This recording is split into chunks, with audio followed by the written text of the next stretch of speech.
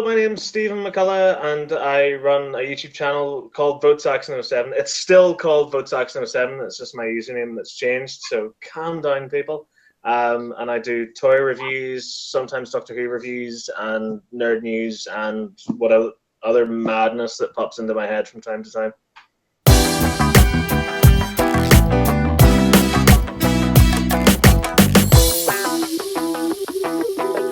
Yeah, people keep complaining about your name. I think it's fine. Yeah, I mean, it's not like my content has changed or anything. Yeah. You know, like I had somebody right underneath one of my reviews today saying, "Oh, well, I guess we're never going to see another Doctor Who review again, so I'm going to have to go off and find somebody else to watch now. Thanks for nothing." You know, and it's like, no, it's still the same channel. Nothing's different. Okay, so to start off, who's your favorite Doctor? Probably Paul McGann, because he was my first Doctor, and you never forget your first Doctor. Because actually, I met him for the first time there last year and did like a whole big interview with him, and he was like a really cool guy and really dead on. But yeah, no, it's a bit of a cop out to say I like all the Doctors because he's pretty much the same person. But yeah, for me, if you said pick one indefinite one forever, it'd probably be the Eighth Doctor. So when did you first learn about Doctor Who? When did you first start getting interested in it? It was actually whenever I was like a 6-year-old, because my mum, for some reason, I don't know why, was like, "Hey, there's a Doctor Who movie on TV, you should watch it." And I was like, "What is it?" So she taped it for me. This is back in the day, with VHS cassette tapes and everything. She taped it because it was playing on BBC One, and it was the Paul McGann movie. So she taped that for me and let me watch it the next day. I was so freaked out by it. You've no idea. I was so scared of because there's a scene at the start of it where the Master turns into this Gallifreyan CGI snake thing, and CGI had never really been done on TV before. So like usually whenever you saw like a creature or something, it was a practical effect. It was like a puppet or something. But with this, it was CGI, and as this little 6-year-old boy, I just couldn't understand it, and I was freaking out, and I was like, "What is that?" And the whole thing about Doctor Who is the saying, "It's so scary, it makes you hide behind your sofa." With me, it made me hide behind the kitchen door. I was just so freaked out by it, and I didn't know it was Doctor Who, and I didn't understand it because it was so new to me. So for years, I was traumatized by it. I was haunted by it. I was like, "What was that? What was that?" It was like this CGI snake monster and a guy with a blue box that was bigger on the inside. And what was that? So years later, I was on holiday and I was in like a secondhand bookshop or something, and I found the novelization of the TV movie. And so I was like flicking through that, and I saw some of the pictures in the middle of the book, and I was like, "That's that thing. That's the thing with the snake monster. I found it again. What is this madness?" And from there, whenever I was like 9, BBC Two started showing the old classic serials with John Pertwee and Tom Baker, and I started watching those and really got into those and made my friends watch them, because actually, David from the subscribers videos. Yeah. Like I've known him since I was like yay high, and like he'll tell you stories. If I had him out in my back garden, and my dad brought home this locker from work. It was like a high school locker, but it was blue. So like I drew on it and made it look like the police box and everything. And I had David pretend to be a Dalek, and it was basically like the subscribers videos, except nobody was filming it. So what inspired you to make your channel and kind of do what you do? It was all a complete accident, because I started the channel in 2008, and the only reason I started it was because one of my friends had a birthday party, and they had hired a strippergram just to mess with him. So they had this girl show up, and she was doing like all these tricks and things like that. Nothing really kinky or horrible or anything. It was just, one of those things where it was just there because they just basically embarrassed him, really. So I thought, "Dude, this is so funny," and I wanted to write underneath it and say, "Oh, that was hilarious. You really got him," whatever. And it said, "You need to create a YouTube channel in order to comment underneath." So I said, "Right, okay." So on a whim, I called it VoteSaxon07 because I just watched the series 3 finale with the Master and the Toclafane and everything like that, and Harold Saxon. I thought, okay, I'll call it VoteSaxon, and it said, no, VoteSaxon has already been taken. You need to have like a number or something. So I thought, I'll just maybe call it the year. I'll call it VoteSaxon08, and it just didn't sound right. So I thought, right, well, those episodes aired in 2007, so I'll call it VoteSaxon07.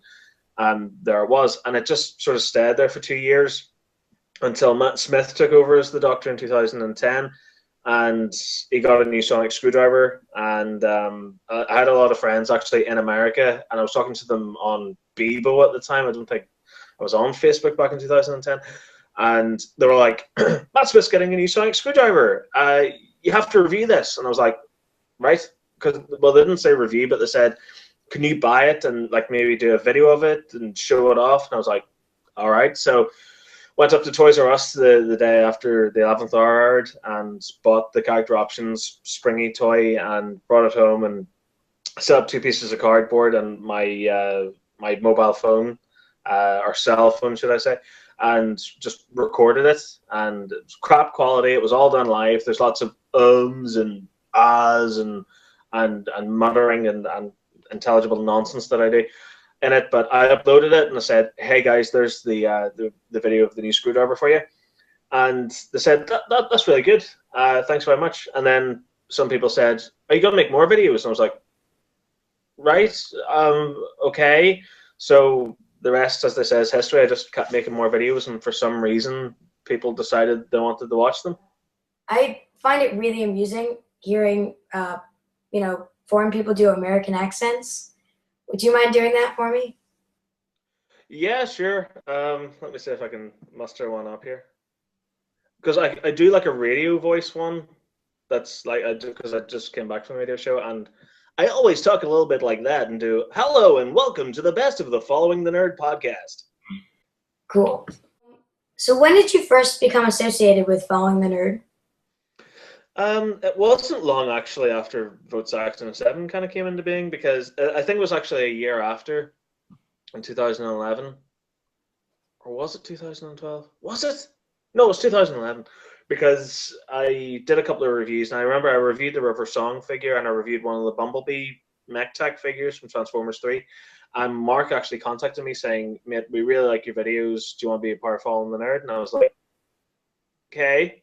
So basically just what it was that they got toys and stuff, sent them to me, and I reviewed them, and the reviews went on their website, and that was all well and good. And then they brought me in for the Christmas radio show podcast, which was the big sort of review of 2011.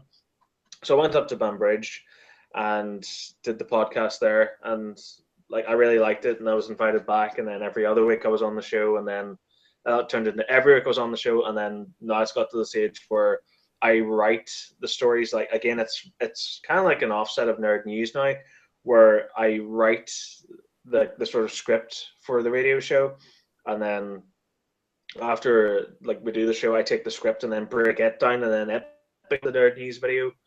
So yeah, that's kind of how it came about, and like I said, it's something that's just always constantly evolving. What do you do to prepare for your Nerd News videos? Well, I just rip off everybody else's work, really, because there's some great writers at Following the Nerd, Todd Black, Mark, Christopher, all those different people, and they all go off and they research the stories and write the stories and put them on the website.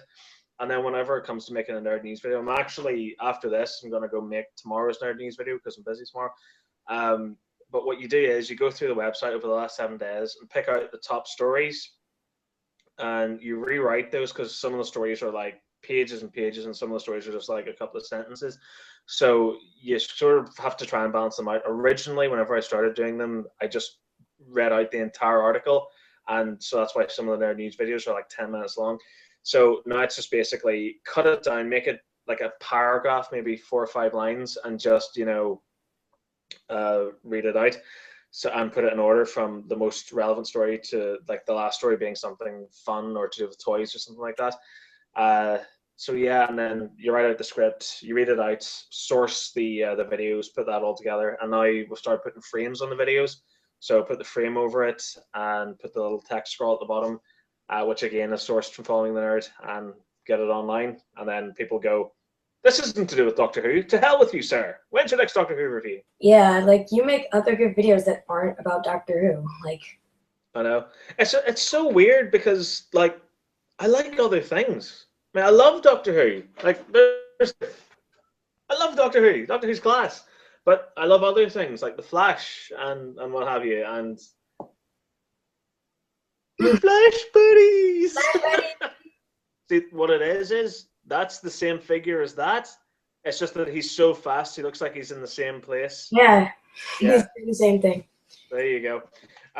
Yeah, but no, I love other like different things. Like as much as I love Doctor Who, and like part of doing the YouTube channel is sort of expressing my love for like the things that I love, obviously. So I like reviewing things like the Flash figure or Arrow figures or Back to the Future things or whatever, because as I said, it's all part of the things I love. But for some reason, because my channel's called VoteSaxon07, everyone goes, "Oh, but you're only about Doctor Who reviews," and it's like, no, I've always been about more than just Doctor Who things. Yeah, and I remember you were at some kind of convention and you released a video with the meme at the end. Yeah. That was actually done as a joke because a mate of mine, Mark, who actually runs Following the Nerd, and he's a good friend of mine, but he's dick. But like, he always used to take the piss because he used to go, like anytime I posted something on the VoteSaxon Facebook page, he'd go, "I don't care about that. When's your next Doctor Who review?" You know, taking the mickey out of people who would actually come onto my page and say that. And I got really annoyed with him one day, and we were at a convention, and he was over in the corner talking to the guy that came up to me in the video, who's named Rory. He actually runs a podcast called Everything Geek or something like that. So I'm talking away to my mate, and all of a sudden I feel this tap on my shoulder. I turn around, and it's Rory, and he goes, "When's your next Doctor Who review?" I'm just like that, like ready to punch him. And Mark actually, like whenever like I turned around and realized that Mark and Ruth had actually set it up. Like, and I laughed and stuff, but like Mark came up to him and went, "Mate, seriously, for a minute there, I actually thought you were going to punch him. I actually thought you were going to hit him at one point there because the look on your face." But I was talking to another friend soon after who cosplayed as some sort of soldier. I don't know what it was from, but he had this big gun, and I was like, "That's so cool. Can I please play with that?" So he went, "Okay," and he let me have it. And Mark was like, "Mate, you look so cool with that." So Ruth took a photo of it, and then she made the meme of "Ask me for another Doctor Who review." So that's kind of where that came from. Yeah. So if you had a TARDIS and you could travel anywhere in time and space, where would you go? I've never been asked that before. I'd probably go to the future because I like the idea of seeing the sort of world beyond my years, you know, because obviously we only get so many years on the planet and then we die. But like it'd be really nice to just go far off into the future and see what happens to humanity and where we go and what becomes popular and what doesn't become popular. And I think it would just be really fascinating. Plus, you know, like if I went forward in time, I'd probably get all the lottery results and stuff and then bring them back to the present and play the lottery and just become a millionaire. Do the Back to the Future 2 thing? Yeah, exactly. I'll get the sports almanac. Yep. Yeah, well, in all fairness, it would be nice to go back in time as well because, like, I mean, there's family members that I've lost and stuff that I wouldn't mind going back and having a few more years with, but I think that's a bit dark. So I'll stick with the future. I'll go to the future. Yeah. What I'm wondering is, why does Character Options keep re-releasing the Sonic screwdrivers? Money! Simple as that. Just laziness plus cash is really just what it is. Like, I mean, they're the most brilliant idiots on the face of the earth. And do you know what? A lot of people give a guy called Al Dewars like a lot of grief on Twitter because he's the guy that's in charge at Character Options, but it's not his fault because he literally has to work to a budget and the budget just keeps getting slashed. So instead of releasing new 5-inch scale figures that look gorgeous and are of new characters, they instead have to re-release these little crappy tiny 3 3/4 inch figures with not a lot of detail. And obviously another way to cut costs is to keep releasing the same screwdriver over and over again, just with a slight modification here and there. Yeah, and some of them don't even have any change, right? I know, like, I think the 4th and 3rd Doctor screwdrivers are the same for wave 3 and 4. I just thought you had one video where you were shooting the character options logo. Yeah, You were getting the River Song review, the Sonic Screwdriver review. Yeah, that was a lot of fun to film. I actually have an idea for a review of this. Hang on. This, which is the Cyber Controller Room Guard, and literally the only reason, but does it still work? No, it doesn't need any batteries. But literally the only reason why I bought that to review it is because I have this awesome idea for a skit at the end of it, which I'm not going to give away. But honestly, if it's as funny as I came up with in my head, like, people are going to be laughing their asses off at it, because it's one of those things where, like, any time I get an idea for a video, it's usually when I'm lying in bed at night. So I'm lying in bed, right, and I'm just kind of mulling over like future ideas, and I come up with the idea for that, and I start laughing, and I'm just laughing away, and Nadine just wakes up and goes, what is wrong with you? Why are you laughing? And it took me 10 minutes to calm down and just actually explain to her what it was. So I'm hoping that gets the same sort of reaction that me chasing the character options logo got. Yeah, like your April Fool's video. Yeah, I love that one. Like, that's one of my all-time favorite videos, if I say so myself, because I'm a big fan of It's Always Sunny in Philadelphia. So whenever, like, everyone was going, are you reviewing the Wave 4 screwdrivers? Please review the Wave 4 screwdrivers. I'll hunt you down and kill you. I'll review the Wave 4 screwdrivers. I'll make bad things happen to you, boy, all right?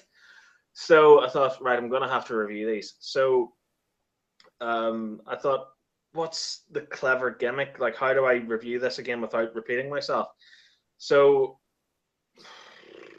yeah, like, I just thought, do an Always Sunny in Philadelphia parody. And so it means that I can be behind the camera and doing directing, and I don't have to be in it, and except for the fun bits, like smashing up a fridge and just all that sort of madness that came along with it.